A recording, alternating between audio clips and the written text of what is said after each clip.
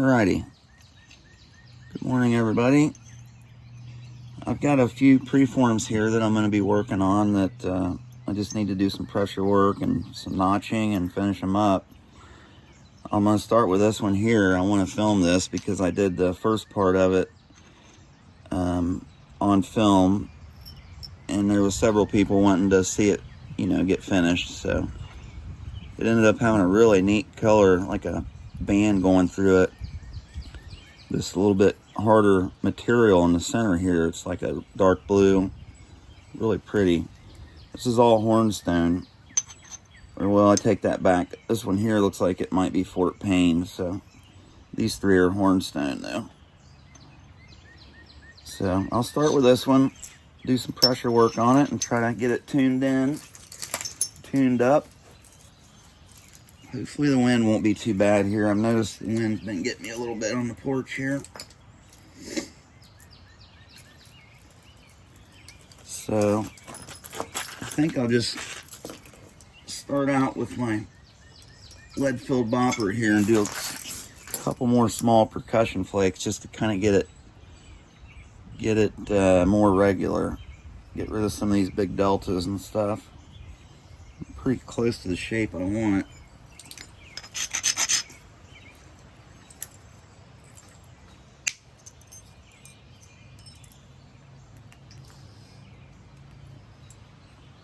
Shadow's kind of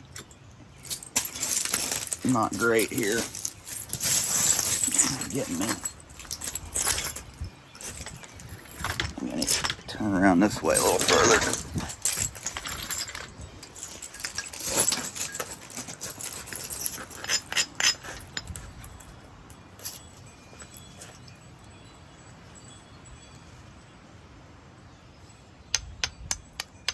See if I can get one across through here. I might be able to get one to go right through there though. So some of you guys may have noticed, that's been watching me for a while, an improvement in my direct percussion and my finished pieces even. What's going on there, I think, is a couple things. One is my accuracy's getting better with time, and another thing is I've been paying closer attention to my edges, meaning that I've been preparing my edges more for each strike and adjusting them more so than usual. You'll notice when you first start out with a piece working on it, you'll have a lot of opportunistic flakes that you can take, a lot of opportunities. And then as you get further along, those opportunities go away.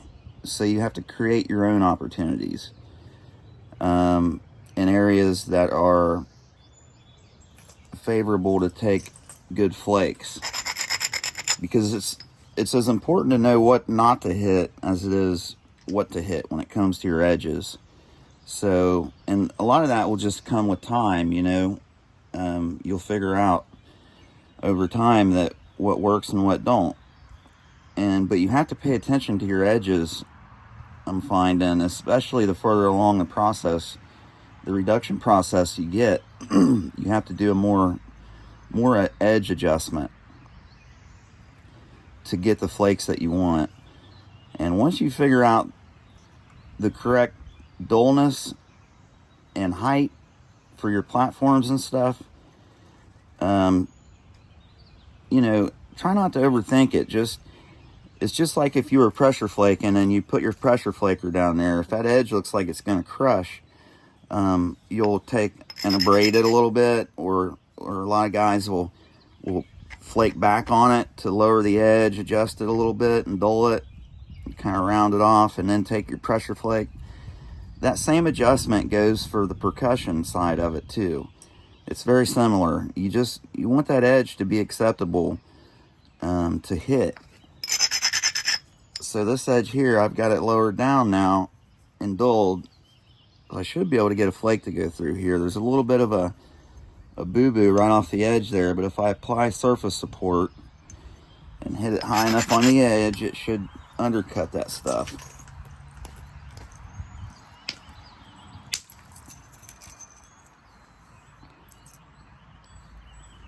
You can see there.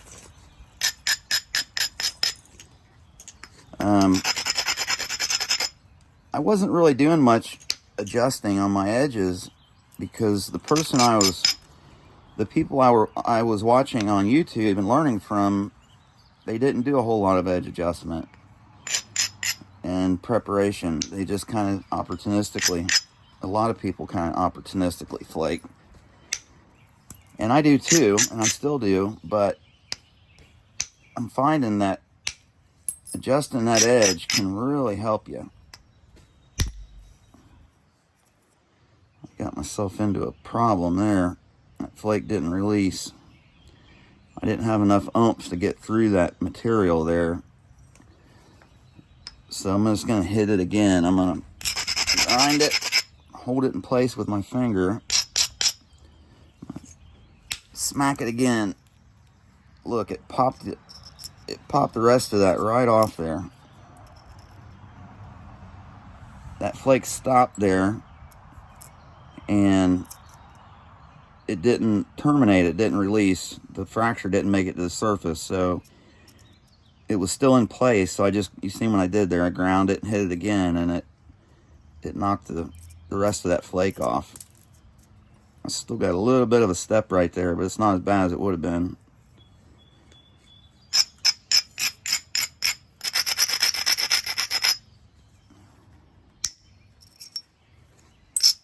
I'll be talking more about the preparation part of adjusting your edges and stuff in some upcoming videos. I feel like whenever I make a breakthrough, I try to let you guys know, and I would definitely consider this edge adjustment a breakthrough for me, because I've seen a big difference in my work, and it's just made it more enjoyable. I thought I didn't want to do any edge adjusting and all that stuff, because I just, once you get going, it's kind of fun to see what works and what don't and stuff. But after a couple years doing that, it's kind of like, okay, I want to figure out what really works and just do that. So that's kind of where I'm at with the preparation and the edge adjusting. And your swing speed has a lot to do with it too, making that good contact with the edge when you swing. And unfortunately, there's really no way to describe how hard to swing or how much to support it. You just kind of figure that out on your own with practice. But I would say definitely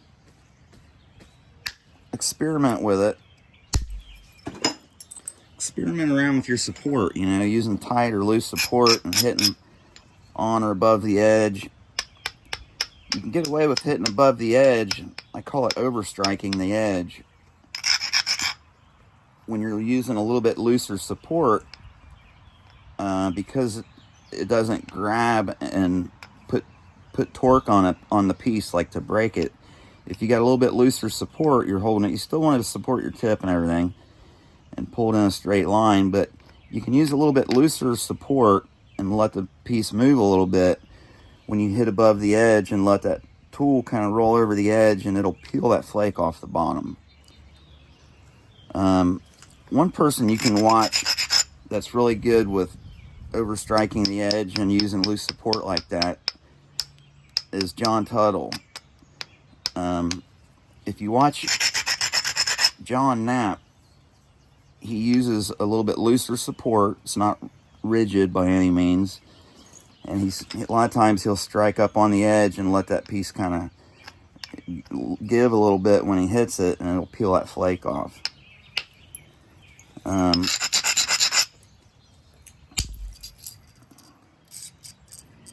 that's a really good way to go about it sometimes, depending on your situation.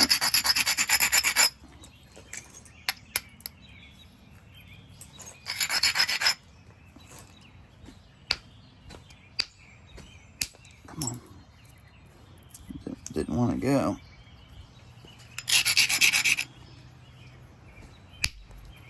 Man, not being very cooperative.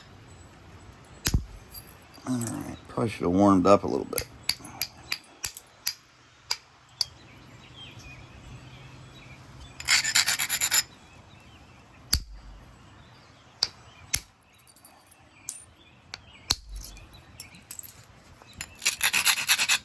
Sometimes all it takes is a little grind. Sometimes you don't need to do anything.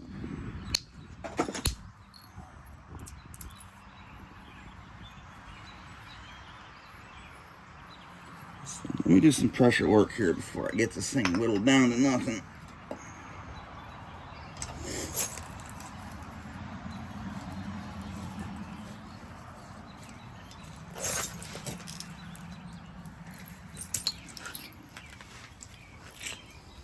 Found my little rubber hand pad. I've been MIA for a couple months.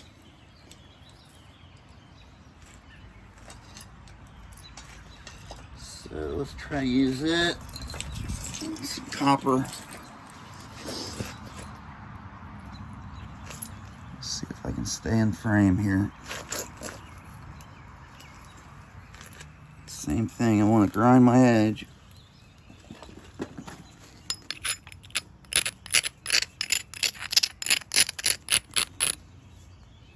Do a set here, flip it, do a set here, and then flip it, set here, and a set here.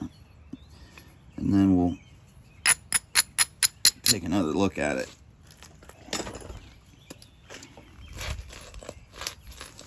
This is just to regularize it, get it starting to look good. Just any of these high areas is what I'm after. That was a little bit high in that edge there, so I just sheared it off and moved it down a little bit. It'll dull it. A little grind.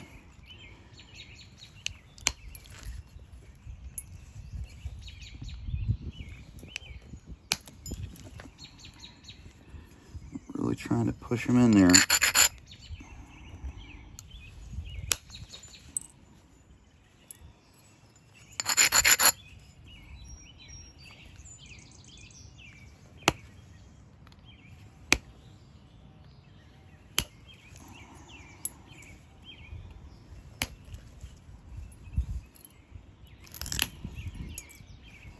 It's kind of the same thing like when you're using a peg punch or a vertical punch and you're working on your edge. You want to use looser support when you're working up on the shoulder of the punch.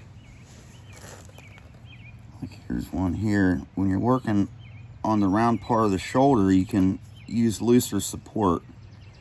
But when you're working right on the end, you want to have tight support and be able to knock those flakes, shear them right off the bottom.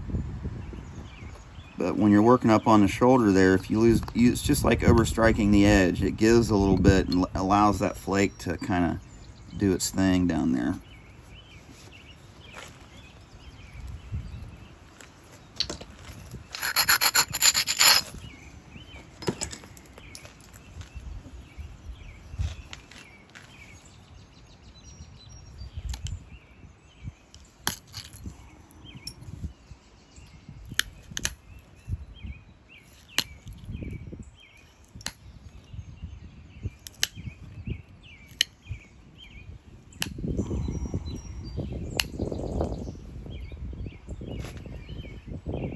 Okay, so now flip it, do the same thing over here. This kind of helps keep everything balanced when I do it in the order like this.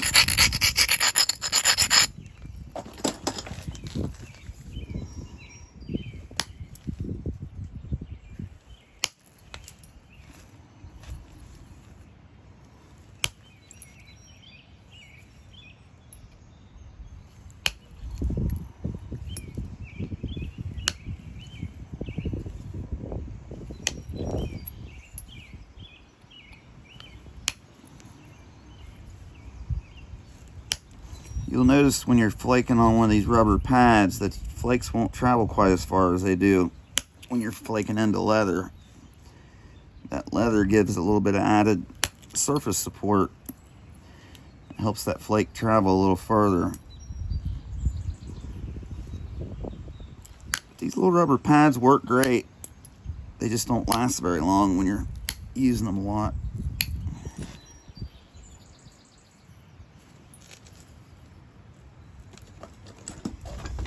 Okay, so now that I've got my set here and here, I'll go ahead and grind down.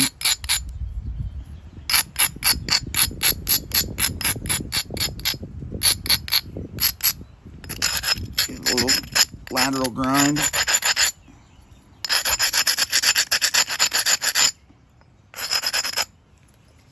If you use kind of the edge of your braidor, it'll get down in those crevices a little bit better. If you just go across it flat, a lot of times you'll miss a lot of you'll just hit a few high spots and miss the rest of that edge.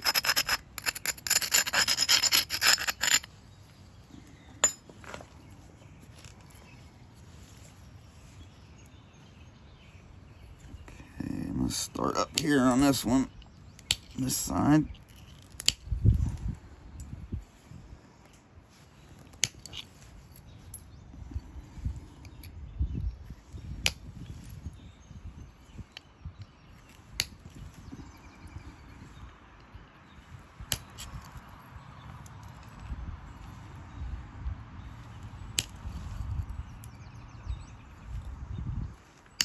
Just doing a short one here because I got a step fracture right in front of that flake. Unless I get way up on the edge, it's not going to have enough energy to undercut that, so I just need to get a couple short ones right in front of there.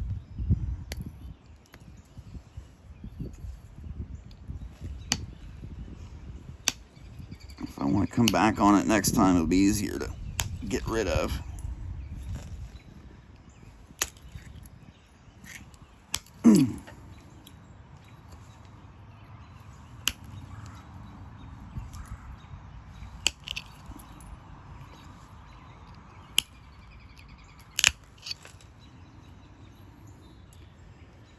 Okay, flip it, do the same thing over here.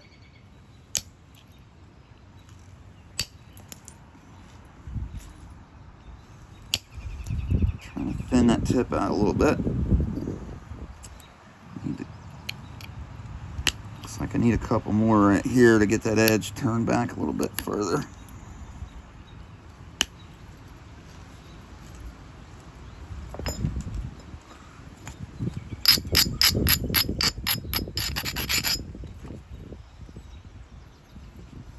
Probably get a percussion flake right here.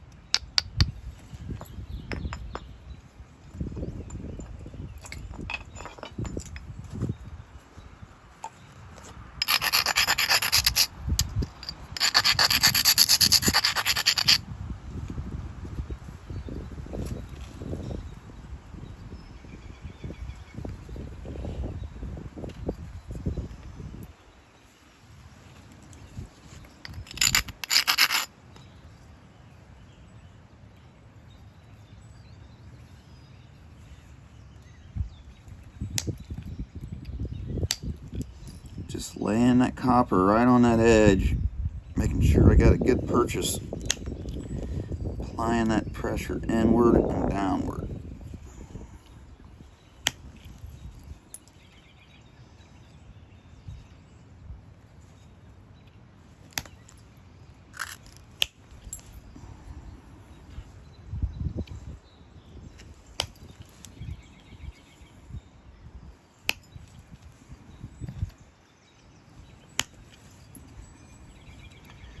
Go ahead and base in there a little bit.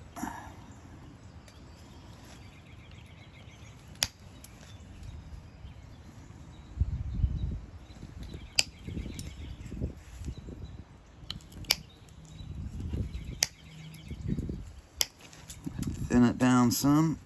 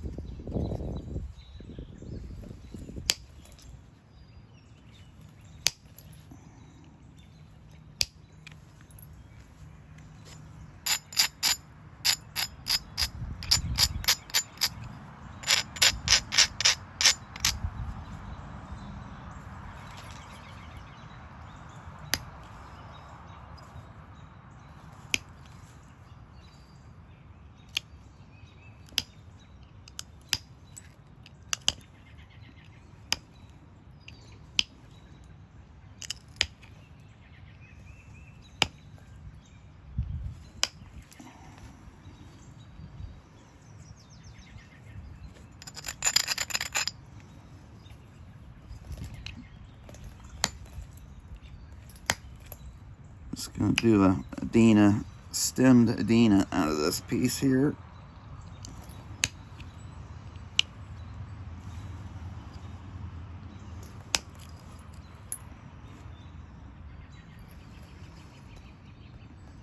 No fancy notches.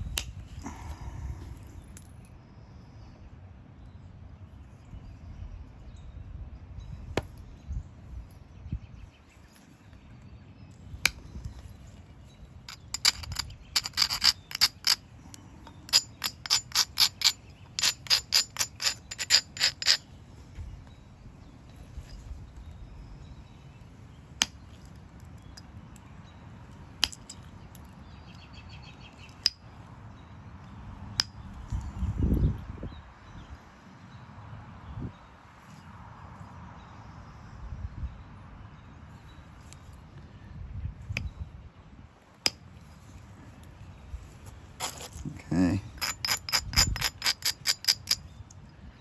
Now, it's starting to look like something.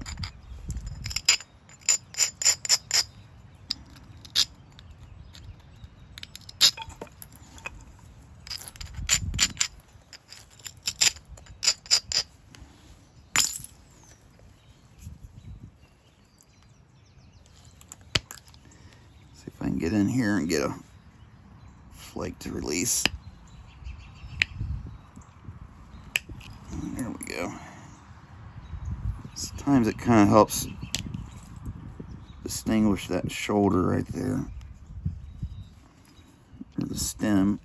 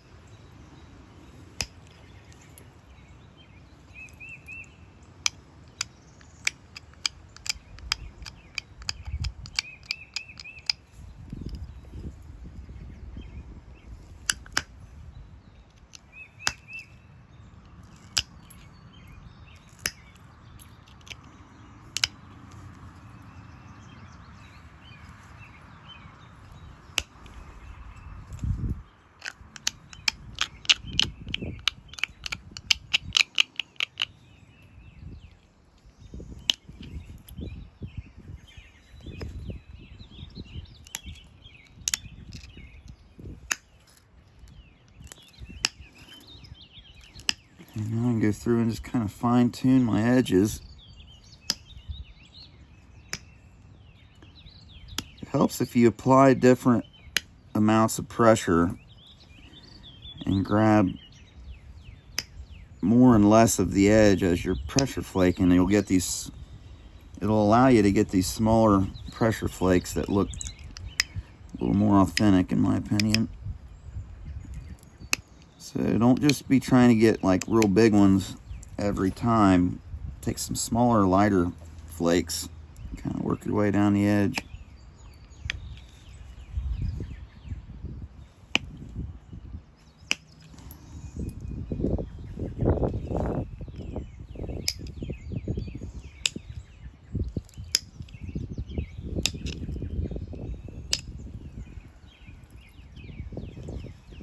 Hopefully I've been in frame here.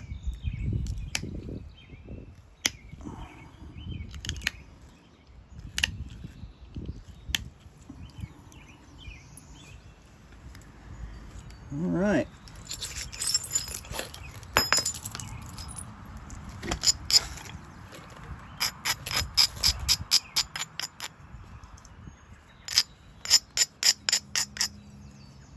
It's not too bad.